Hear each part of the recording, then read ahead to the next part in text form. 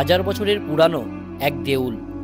পূর্ব বর্ধমানের মেমারি থানার অন্তর্গত দেউলিয়া গ্রামে আজও দাঁড়িয়ে আছে ইতিহাসের এক হারানো স্তম্ভ। সময় যার দেহ ক্ষয়ে দিয়েছে, কিন্তু মুছে দিতে পারেনি তার গল্প। দেউল কথাটির অর্থ দেবালয় বা দেবতার আলয়। একসময় এই দেউলকে ঘিরেই জীবন্ত ছিল সম্পূর্ণ গ্রাম।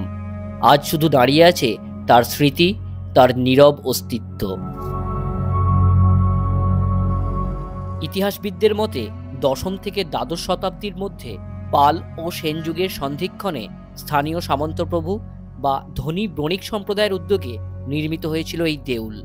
ধর্মপ্রীতি, ঐশ্বর্যের প্রকাশ আর শিল্পের প্রতি ভালোবাসাই ছিল এই নির্মাণের মূল কারণ। এই দেউলের গঠনশৈলী ভারতীয় উপমহাদেশের এক অনন্য উদাহরণ। উড়িষ্যার বিখ্যাত রেক দেউলের স্থাপত্যশৈলী, উঁচু শিখর, সোজাভাবে ওঠা রথারেখা, শিখরের গায়ে গাছপালা ও জ্যামিতিক নকশার খোদাই সব মিলিয়ে এটি ছিল এক মহৎ শিল্প সৃষ্টির প্রতিচ্ছবি।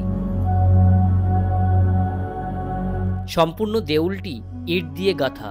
দরজা ও ছাদের অংশে ব্যবহৃত হয়েছে করবেল্ড আর্চ, যেখানে ইটগুলি ধাপে ধাপে এগিয়ে এনে ছাদ বা গম্বুজের চাপ সামলানো হতো।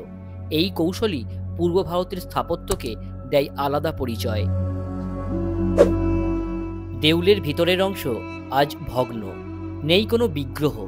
তবে গঠন আর কারুকার্য দেখে ঐতিহাসিকদের ধারণা এটি বৈষ্ণব উপাসনার একটি প্রাচীন কেন্দ্র ছিল। শতাব্দীর পর শতাব্দী ধরে ঝড়ঝঞ্ঝা, বৃষ্টি, রোদ এ দেউলকে ক্ষয়ে দিয়েছে, তবু এর ঐতিহাসিক মূল্য এতটাই গভীর যে আজ এটি ভারতীয় পুরাতত্ত্ব বিভাগ বা আর্কিওলজিক্যাল সার্ভে অফ ইন্ডিয়ার অধীনে সুরক্ষিত। এই দেউল শুধু ইটের স্তূপ নয়, এটি এক যুগের স্মৃতি, এক সভ্যতার শিল্পবোধ, এক সময়ের বিশ্বাসের প্রতীক। হাজার বছর পেরিয়েও সে যেন বলে, ইতিহাস মুছে যায় না, সময়কে বুকে নিয়ে চিরকাল জীবিত থাকে। আপনার গ্রামেও যদি থেকে থাকে পুরনো কোনো স্থাপত্য, শিল্পকলা বা ভগ্নপ্রায় পুরনো জমিদার বাড়ি, তাহলে কমেন্ট বক্সে অবশ্যই কমেন্ট করে জানাবেন।